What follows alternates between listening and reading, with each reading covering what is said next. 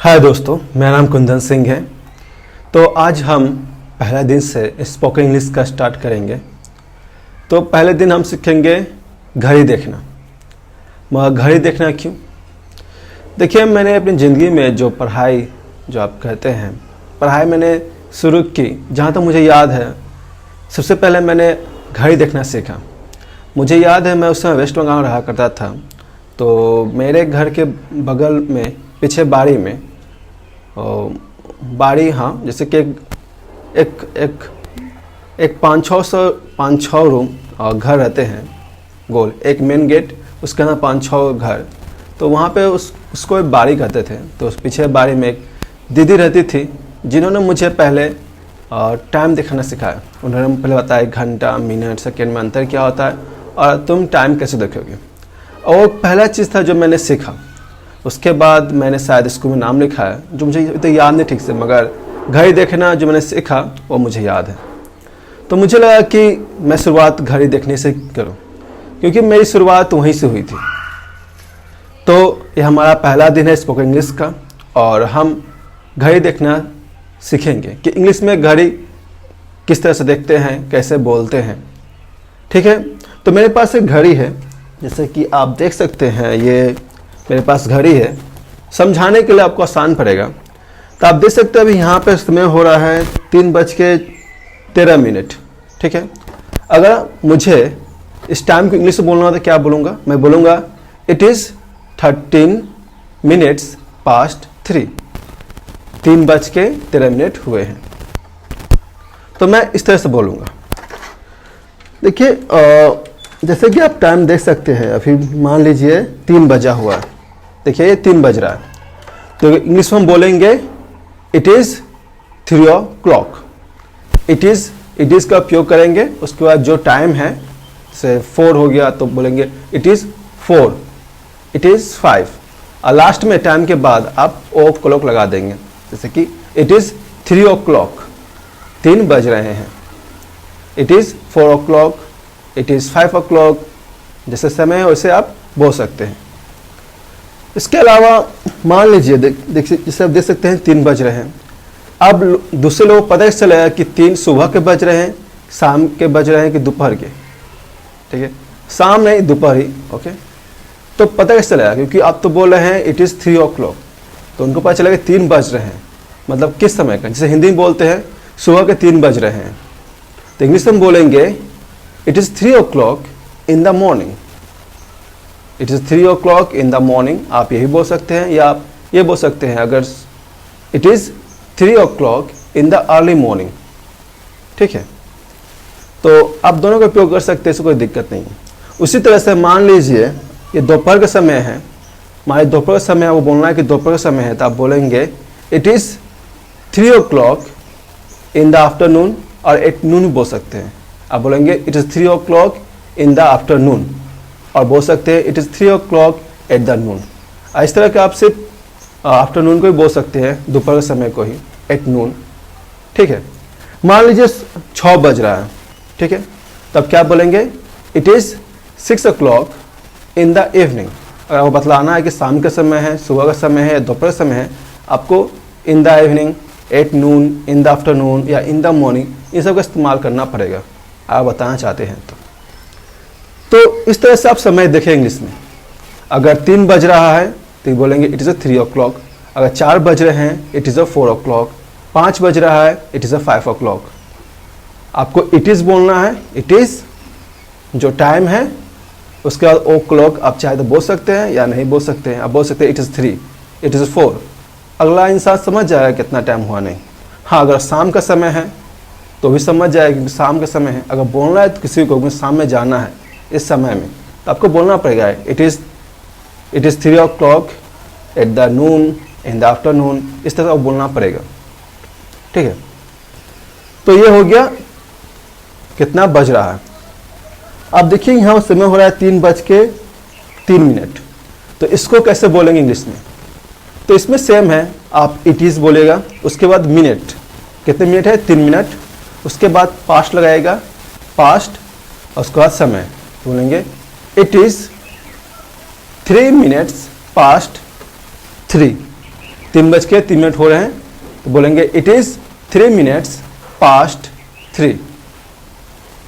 और एक और बात ध्यान दीजिएगा, जैसे कि 5 है, 10 है, 15 है, 20 है, जैसे पूरा देख रहे हैं जो 5 की संख्या में है उसके साथ आपको मिनट लगाने की जरूरत नहीं पड़ेगी।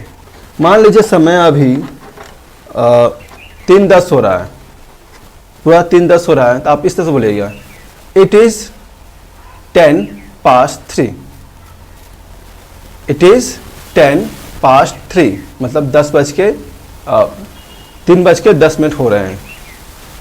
तो जो नंबर है 5 की संख्या में उसमें आपको मिनट लगाने की जरूरत नहीं होगी, या 5 हो, 10, 15, 20, 25, उसमें मिनट लगाने की जरूरत नहीं है। अब मान लीजिए 3:06 हो रहे हैं तो आप बोलेंगे इट इज़ 6 minutes past 3। तो बज के हो रहे हैं तो आपको करना है इट इज़, पहले मिनट्स, उसके बाद पास्ट, उसके बाद घंटा, इस तरह से आप बोलेगा इट इज़ 6 minutes past 3। ठीक है, 3:06 हो रहे हैं। तो ये हो गया कि आप बोल रहे हैं कि बज के हुआ। ठीक है, 3:10 हुआ तो आप इस तरह से बोल रहे हैं। मान लीजिए 3 बजने में 10 मार्क की है तो आप कैसे बोलेंगे? देख लीजिए समय, मान लीजिए ये है 3 बजने में 10 मार्क की है, तब आप कैसे बोलेंगे? तब आप बोलेंगे इट इज़। ठीक है, इट इज़ बोलेगा, जो मिनट्स है, कितने मिनट्स बचे हैं? 3 बजने में 10 बचे हुए हैं, बोलेंगे it is 10 to 3। It is बोलिएगा, फिर मिनट, उसके बाद 2 लगाइएगा, TO2, उसके बाद घंटा, जो टाइम का घंटा है। ठीक है, जैसे कि 3 बजने में कितना 10 मार्क की, तब बोलेंगे इट इज़ 10 to 3। 3 बजने में 10 मिनट बाकी है। इसमें सेम थिंग है, जो 5 का जो है उसमें आप मिनट्स नहीं लिखेंगे, मगर जो मान लीजिए कि अभी 3 बजने में 9 मार्क की है तो आप बोलेंगे इट इज़ 9 minutes to 3। 3 बजने में 9 मिनट बचे हुए हैं। तो इस तरह से आप बोल सकते हैं। मान लीजिए 4 बजने में 9 मार्क की है तो बोलेंगे इट इज़ 9 minutes to 4। 5 बजने में सेम अप्लाई होगा सब में। ठीक है, उसके बाद आता है तीसरा, जैसे मान लीजिए हम कहते हैं कभी कभी कि ये 3 बजने वाला है, 4 बजने वाला है, बजा नहीं है, बजने वाला है, तो उस समय अगर आप स्वयं बोलना चाहते तो आप इस तरह से बोलेंगे इट इज़, उसके बाद गेटिंग, जो घंटा है वो बोल सकते हैं, जैसे कि इट इज़ गेटिंग 3 o'clock। जैसे आप देख सकते हैं घड़ी में, तब बोल सकते हैं इट इज़ गेटिंग 3 o'clock। 3 बजा नहीं है, बजने वाला है, तो बोलेंगे इट इज़ गेटिंग 3 o'clock। अगर यही रहेगा, मान लीजिए 4 में, तब बोलेंगे इट इज़ गेटिंग 4 o'clock। अगर 5 में से रहेगा, 5 बजा नहीं है, बजने वाला है। मान लीजिए अगर यहाँ भी होगा, मान लीजिए यहाँ भी होगा, तो आप बोल सकते हैं it is getting 4 o'clock। It is getting 4 o'clock। और यहाँ भी रहता, आप बोल सकते हैं इट इज़ गेटिंग 4 o'clock। मतलब आधे से ऊपर रहेगा तो आप बोल सकते हैं। ठीक है, इतना कॉमन सेंस है तो मैं मानता हूँ कि सब जानते हैं। ठीक है, तो जो बजने वाला है उसमें आप गेटिंग का उपयोग करेंगे। इट इज़ के बाद गेटिंग और समय दे देंगे, बोलेंगे इट इज़ गेटिंग 4 o'clock। अगर शाम का समय है तो इन द इवनिंग, अगर दोपहर का समय है तो एट नून और इन द आफ्टरनून, अगर सुबह का समय है तो इन द मॉर्निंग। ठीक है, अगर आपको लग रहा है कि मैं गलती कर रहा हूं तो प्लीज़ कमेंट कीजिए और मुझे टोकिए, क्योंकि ये बहुत ज़रूरी है। मुझे भी लगता है मैं कहीं गलती कर सकता हूं, क्योंकि मैं भी सीख रहा हूं। तो मुझे जो भी नॉलेज है मैं आपको दे रहा हूं, और मैं PDF प्रोवाइड कर दूंगा जो भी मैं बोल रहा हूं उसका डाउनलोड लिंक के साथ। ठीक है, इसके बाद एक और चीज़ है, जैसे आप बोलते हैं कि अभी टाइम देख रहे हैं 3:54 हो रहे हैं, आपने सटीक आंसर बोला, सटीक, ना आगे ना पीछे, सटीक टाइम। तो उसके बोलने के लिए आप बोलेंगे it is sharp 44 minutes past 3, मतलब 3:54 हो रहे हैं। इसमें आप इट इज़ के बाद शार्प का यूज़ कीजिएगा, SHARP, शार्प वर्ड का यूज़ कीजिएगा। उसके बाद जिस तरह से आप टाइम बोलते हैं, जो बज के हुआ या बजने वाला है वो सेम रहेगा, बस इट इज़ शार्प, उसका मतलब 10 सटीक, ना कम ना बेसी। तो इसका आप उपयोग कर सकते हैं। आप बोल सकते हैं इट इज़ शार्प 55 पास्ट 3, या आप बोल सकते हैं इट इज़ शार्प 5 to 4, मतलब 4 बजने में 5 बाकी है। आप बोल सकते हैं, इस तरह से आप बोल सकते हैं, ठीक है।